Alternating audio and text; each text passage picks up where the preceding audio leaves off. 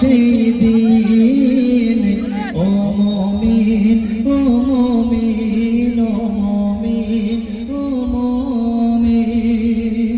তো শুনলে ছোট একটি গতিকা শুরু করবো মহান রব্বুল আলামিনের শান ও মান তার তারিফ প্রশংসা গুণগান।